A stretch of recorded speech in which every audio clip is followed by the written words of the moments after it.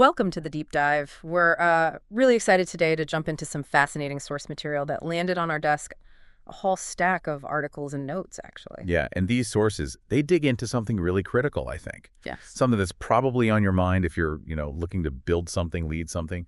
Basically, where do you find the next wave of leaders? That's exactly it. That's the mission for this deep dive. We're going to unpack this stuff together and see, well, what surprising ideas about leadership potential are hiding in here. And the hook, right from the start, the thing that really grabs you in this material. Yeah. It's this idea that the leaders who made the biggest waves in history, they often came from places you'd completely overlook, totally challenged the old ideas about status or education or, who should be in charge. Absolutely. And the source takes us way back, like right to the beginning of one really major global movement to show us how this played out. Okay, let's dive in then. Yeah. It kicks off looking at, well, the historical context of how Jesus picked his first core team. Right, the disciples. Yeah.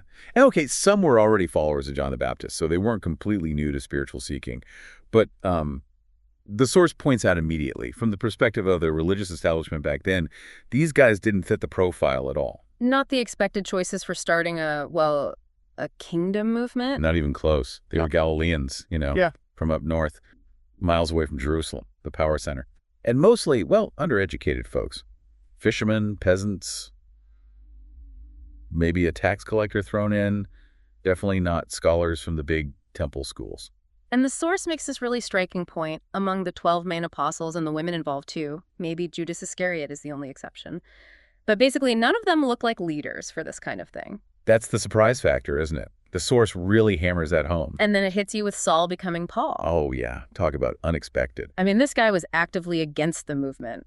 Violently so, the source says. From any normal perspective, choosing him to be the main guy reaching the entire non-Jewish world. Unthinkable. Completely unimaginable at the time. Right. Total curveball. And it seems like Paul kind of carried that approach forward. His leadership picks were just as unconventional, weren't they? Definitely. The source lists a whole bunch of people, like Titus, who wasn't even circumcised, which was a huge deal. Timothy, basically a village teenager. A teenager, wow. Luke, a non-Jewish doctor. Lydia, an Asian woman selling high-end cloth. Aquila and Priscilla, they made tents. And then loads of others, the jailer in Philippi, Phoebe, Stephanus, Junia, Tychicus. I mean, the list goes on. And what's the common thread the source highlights? That for many of them, we actually know very little about their background, their CV, you could say. What we do know, the source says, is that they were faithful leaders who worked very hard in God's kingdom movement. So it wasn't about credentials. It was about faithfulness and, well, hard work. Exactly. Their capacity wasn't defined by the usual stuff. So the big takeaway here, maybe the first one is, if you're looking for leaders, maybe, just maybe, stop looking only in the predictable places. Right. The potential might be hiding where you least expect it, outside the usual systems. Yeah. And the source suggests that understanding this idea of being like a sect early on helps us figure out where to look today. Yeah, that's a really interesting lens. Because sect, I mean, it often sounds negative, doesn't it? Totally, like a fringe group or something. Yeah. And the source acknowledges that.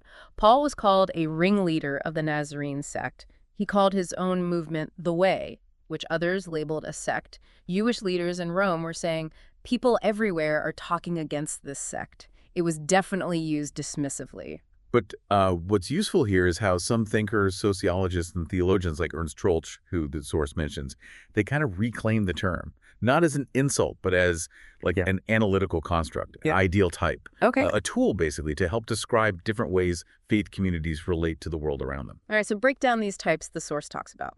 Okay, so first, there's the sect type. Think voluntary. People choose to belong. It's very relational, focused on fellowship, deeply committed to living out God's will, like right now. Often they create their own sort of mini society within the larger one, working from the bottom up, you could say, often connected to the lower classes. Grassroots, relational, maybe less formal structure at first. Pretty much. And the source specifically says Paul's church planting. Definitely sect type. Okay, what else? Then there's the church type. This is more open to everyone, the masses, sometimes less emphasis on like intense personal faith or holiness for every single member, more committed to numbers, maybe. It tends to be more integrated into the world, adapting to society, often relies more on the upper classes, the ruling structures, works from the top down. Right. More institutional, maybe a bit less intense personally, but broader. Yeah, you could say that. And then finally, the denominational type. This is even more formal. An ordered structure, often needing legal status for property, institutions, that kind of thing. It aims to influence the wider society, often sees itself as representing God's will in a more official way. Tends to be centralized, hierarchical, sometimes authoritarian. Also works from the top down. And the source maps this out historically, right? Early on, it was mostly sect type, maybe some shifts. But then later, especially around Constantine and Augustine, the church type and then the denominational type really became dominant. Yes. And here's the crucial link back to finding leaders. The source suggests that those last two types, the church and denominational models, while they have their strengths, they can also lead to a lot of people feeling, well, disconnected, disengaged. Ah, disengaged. Okay, that feels like a key transition. Because that brings us to this idea of the disinherited, doesn't it? The source argues pretty strongly that this is often where new movements actually begin. It really does. It pulls in Richard Niebuhr's work, The Social Sources of Denominationalism, which is apparently a classic. Niebuhr found that historically, new churches, new movements, they've very often been started by people the source calls the disinherited. Okay, define that for us. What's the disinherited type according to the source? It's described as a kind of reactionary reformist movement. People who really value deep personal faith. They're activists wanting to see God's will and justice actually happen. And they often feel alienated by or even opposed to the dominant religious systems and structures around them. Okay. And crucially, the source says they tend to work from within the disinherited populations across all social classes, not just the poor. So this is the really critical insight here. While a lot of people who feel disinherited might just stay quiet or feel powerless, Right. the source says some of them are natural activists. Their faith is too real, too vibrant to just be squeezed into systems that feel irrelevant or, programs that don't connect or structures that sideline them. Exactly. And the source loops this back to those early examples. John the Baptist. Definitely not establishment. Jesus' disciples. As we said, outsiders. And it even floats this really interesting idea. Could even Saul, later Paul, have felt disinherited in a different way? Like maybe frustrated that the official religious leadership wasn't, doing enough, wasn't truly honoring God? Huh. That's a fascinating thought. So the consistent pattern, according to this material, is that new movements bubble up from these groups, which leads to the big question the source wants us, and you listening, to ask. Who is not in the room? Who is not at the table? Maybe at your church or in your organization. Who's been sidelined? Who feels disinherited? And this is the crucial add-on, who is an activist among these? Yes. That's the potential leader we might just be missing. Okay. So the source doesn't just leave us there. It gives a pretty specific list of groups often found among the sidelined or disinherited, right? To help us maybe sharpen our focus? It does. And first up is women. The source mentions this astonishing report suggesting potentially 100 million women globally are basically unaccounted for by demographers. And while Jesus and Paul clearly included women in key roles. Yeah, Lydia, Phoebe, Junia. Right. The source argues they're still often massively underrepresented in leadership today, especially in more formal structures. Okay. Who's next? Young adults. The observation here is that many just aren't fired up about maintaining existing systems. They want fresh approaches. They're not content with just filling slots in the status quo or plans for, more of the same. But it's not that they aren't interested in faith itself. No, not at all. The source notes that things like Jesus' actual disciple-making model, that no place left, apostolic vision, relational ways of doing things like oikos, mission hubs, that stuff actually resonates deeply with them. And there was that sad story from the chaplain. Yeah, the source includes that. A chaplain just shocked and saddened that so many young adults he knew were essentially graduating from their faith after school. Why? Because nobody mentored them. Nobody equipped them for a faith that worked outside the youth group or campus ministry structure. Tragic, really. Definitely. Okay, who else is on the list? Creatives, people involved in arts, creativity. The source suggests these gifts aren't always valued in religious contexts that are maybe more pragmatic, more focused on numbers. And this also includes entrepreneurial types, visionaries whose ideas don't quite fit the standard mold. They can feel sidelined too. Interesting. And it's not just about education level, is it? No, that's key. It lists both the undereducated and the highly educated. It suggests that in more hierarchical systems, the ideas and input from both groups can be dismissed or even seen as a threat by the established leadership. But these sect-type or disinherited movements, they often thrive on input from everyone. Okay. Makes sense. Migrants are another really significant group highlighted. The source paints this picture. Potentially amazing leaders who are maybe seeking asylum, totally unknown, struggling with a new culture, maybe working low-status jobs just to get by, stacking shelves, cleaning. Invisible, almost. Yeah. Hibernating in plain sight, the source calls it. They might go to a church, but language barriers, cultural differences, nobody recognizes their potential. And then there's one I hadn't really thought of in this way. New disciples. Right. The source points out that we often have no idea what it costs someone to start following Jesus, the sacrifices made. And it warns against, parading them as trophies. That can just confuse them. Their decision isn't always fully understood or affirmed, especially in established settings, leaving them feeling kind of bewildered, maybe even disinherited in their new faith community. That's a really sensitive point. It is. Then the source uses a word. It says it dislikes backsliders, but uses it to describe people who become disillusioned, disengaged, maybe pushed away by systems that felt overly controlling, authoritarian, sometimes even abusive or unjust. Some are hurt, angry, sure. But others, the source notes, still hold on to a really vibrant, refreshing faith, just not within the institution that hurt them. Okay. That covers a lot of ground. Any others? Yeah, just a catch-all others category. People whose work schedules just don't fit typical meeting times. Considerations around gender diversity, and also faithful followers who are living out their Christian faith within, say, Buddhist, Hindu, Muslim, or Sikh families. People in really complex, non-traditional faith contexts. Are they disinherited? How do we even find leaders among them? That's the question posed. Wow. So, okay, the historical pattern points to the disinherited, and we have a clearer picture of who that might include. Now, how do we actually find these potential leaders? The source gives practical steps, right? Yeah. Following Jesus and Paul's example. Exactly.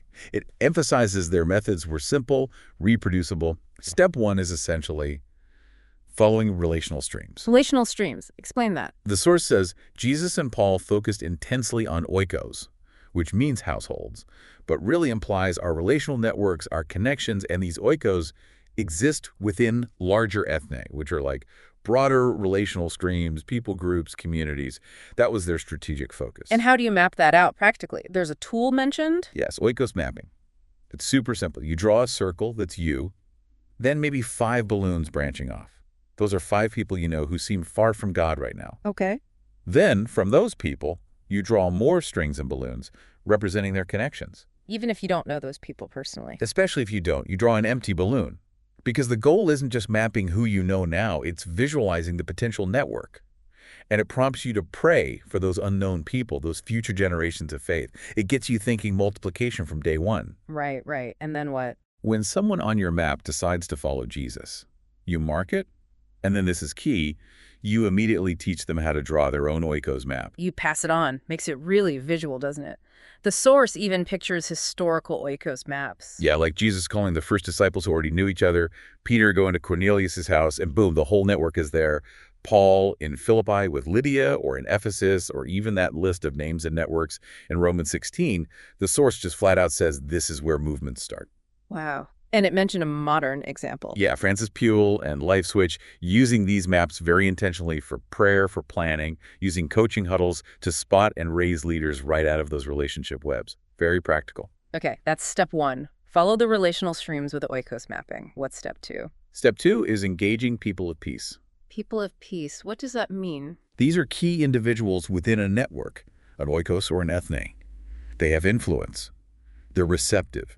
And crucially, they can open doors for the gospel to reach many others. Jesus actually coached the 72 disciples.